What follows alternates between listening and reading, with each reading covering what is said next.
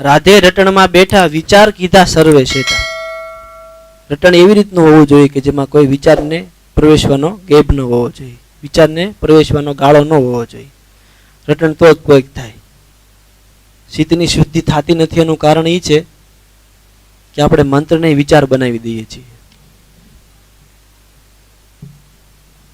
એક અક્ષર સંપૂર્ણ શુદ્ધતાથી જપાવવો જોઈએ. સવારામ બાપુનું ભજન છે ને કે સમરણની શુદ્ધિ અમને દેજો, સદગુરુજી અમને શરણોમાં લેજો. પૂર્ણ અક્ષર જ્યાં સુધી શુદ્ધ સ્વરૂપમાં એક કોશિકાઓને સ્પર્શ થઈને ન ચાલે ત્યાં સુધી નાડી શુદ્ધિ ન થાય. ગંગામાએ કીધું નાડી શુદ્ધ થયા પછી અભ્યાસ જાગે. જ્યાં સુધી નામ જ ઘોઘરું ઘોઘરું જપાતું હોય ત્યાં સુધી શુદ્ધિ ન થાય. એટલા માટે આપણે ગમે એટલું બળ કરી કરીને તૂટી જાય તોય કાંઈ ન થાય. કીધું ને ભક્તિની જુગતી તમે જાણજો. ભક્તિ કરતા કરતા ભક્તિની જુગતી જાણવી પડે, એમનેમ ન થાય. ભક્તિની જુગતી જાણવા માટે બની જાતું દાસનો દાસ. ભક્તિ જાણી લે એવી રીતે સમરણ કરવાનું છે. રાધે સમરણમાં બેઠા વિચાર કીધા છે સર્વે શેઠા. અંતર આવાહન કીધું.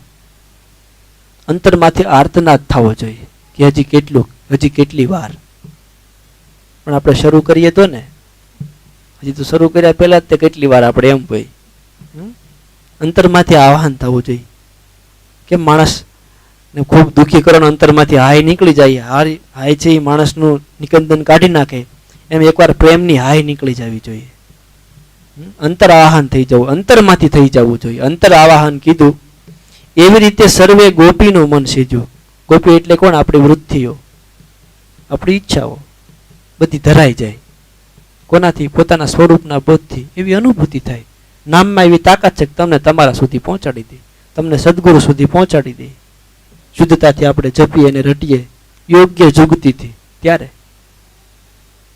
એવું નથી કે એના માટે 5-5 કલાક બેસવું જરૂરી છે, કારણ કે નકર તો તમે પાછા એમ જ કહેશો ટૂંકો રસ્તો.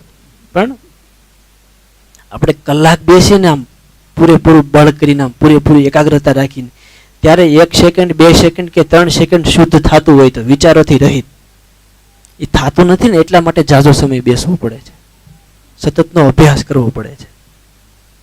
1-2-3 સેકન્ડ પ્રવેશ થતો હોય, 1 સેકન્ડ તો માંડ થાય ત્યાં તો બારો કાઢી નાખે. કારણ કે માયામાં જેટલું આખું ફસાણેલા છીએ ને, આખી પ્રકૃતિ એના વર્તુળમાંથી બહાર નીકળવા દેવા જ નથી. એને પ્રકૃતિના વર્તુળમાંથી એને મૂળ ગમતું નથી આમાંથી કોઈ સટકે. એને મૂળ એના દાસ બનાવીને રાખવા છે. ભજન છે એ વ્યક્તિને માલિક બનાવી દે, સ્વામી બનાવી દે. નામ એટલી શુદ્ધતાથી, નામને જ્યારે શુદ્ધ અક્ષરોથી આપણે જપશું ને, કેવા શુદ્ધ અક્ષરોથી? હોઠ પણ ન લે, જીભ પણ ન લે, શ્વાસ આવે જાય છે એનો પણ સૂક્ષ્મ અનુભવ થતો થતો, ઝીણો થતો થતો શ્વાસ પણ હાલે છે એની અનુભૂતિ પણ મગજની જ્ઞાન તંતુઓને અડતી બંધ થઈ જાય. એટલો શુદ્ધ અક્ષર બોલવાનો નથી એ સમયે. કઈ રીતે સમજાવું? અક્ષરનો ભાવ ખાલી તરી વળે છે, ખાલી સ્ફૂર્તિ ટકી રહી છે. હું ઘણી વાર કહું કે પાણીમાં આપણે જાજુ પાણી ભર્યું, એમાં કાંકરો ફેંકીએ, એક કાંકરો ફેંકીએ એટલે એક કાંકરો તરંગને ઉત્પન્ન કરે, એક તરંગ બીજા તરંગને ત્રીજું તરંગ, એક જ વાર ફેંક્યા પછીનું આખું સરોવર એ તરંગોથી સવાઈ જાય છે. એવી રીતે એટલા શુદ્ધ એકાગ્રતાથી આપણે જ્યારે એ નામને શુદ્ધતાથી જપીએ કે એક અક્ષરને ગેપ પડ્યા દીધા વગર, ત્યારે એ એક જ નામનો ભાવ, અક્ષરનું ઉચ્ચારણ નહીં, અક્ષરનું ઉચ્ચારણ કર્યા વગરનો ભાવ આખી ચેતનાને હસમસાવી નાખશે. અંતરને શુદ્ધ કરવા તરફનો માર્ગ શરૂ થઈ જશે. એટલી જોગતીથી જપવાનું છે. નકર તો ભિખારી મંદિરે બેઠા બેઠા હે રામ હે રામ હે રામ કરતા જ હોય, નથી કરતા? ભાવના નથી જોડાયેલી ને, એટલે થતું નથી. એટલે શુદ્ધતાથી જપવાનું છે. તો કાંઈ કોઈને વાર નથી, તો કાંઈ વાર જ નથી. ટૂંકમાં કામ થાય એવું છે, પણ એ કરવું પડે એમ છે. ટૂંકો મારે કર્યા વગર કોઈક આપી દે એવું આમાં કાંઈ નથી. બધાએ પોતાએ કરવાનું છે. આ સદગુરુની કૃપા મળે માણસને, આપણે માર્ગે હાલીએ તો. ગુરુ ભક્તિમાં એક એવું ગુપ્ત રહસ્ય છે સંજયભાઈ, અલ્પેશભાઈ, કે ગુરુ જે સ્થિતિ એ હોય, બ્રહ્મ સ્થિતિ જેવી સ્થિતિ એ હોય,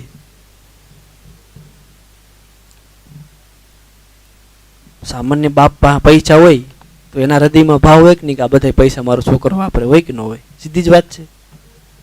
તો ગુરુએ જે અનુભૂતિ પ્રાપ્ત કરી હોય ને એવા બે ત્રણ ને ગોતતા હોય, એકાદો હારો મળી જાય તો બધું એમાં રેડી દો, એમ પાત્ર મળી જાય તો. હવે એનામાં જે ભરાઈ ગયું છે કોકને આપવું તો હોય જ, પણ આપણી ક્ષમતા હોતી નથી. આપણે કાં પૈસા જોઈએ છે, કાં તો દુઃખની પીડાઓથી દૂર થવાના રસ્તા જોઈ, એને જે આપવું છે આપણે લેવું નથી. આપણે આપણું જોતું છે, મારા માપના મારો ગુરુ હોય તો હું લઉં, તમે આપો એ કાંઈ નહીં.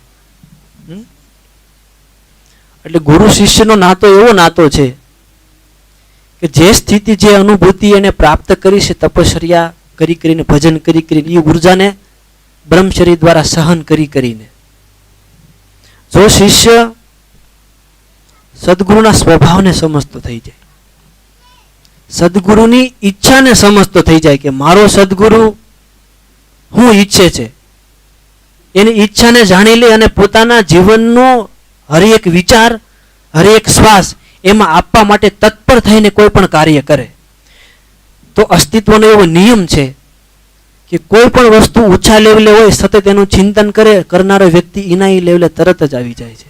મન ના કે કટકા નથી, મન આખે આખું હળંગ છે.